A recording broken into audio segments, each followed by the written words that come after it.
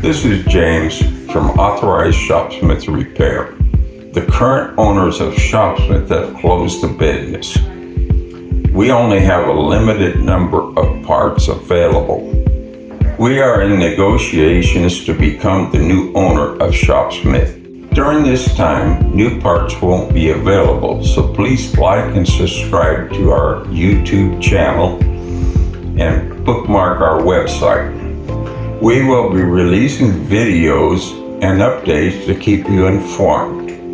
If you are in need of service, please fill out the form on our website and I will get back to you as time permits.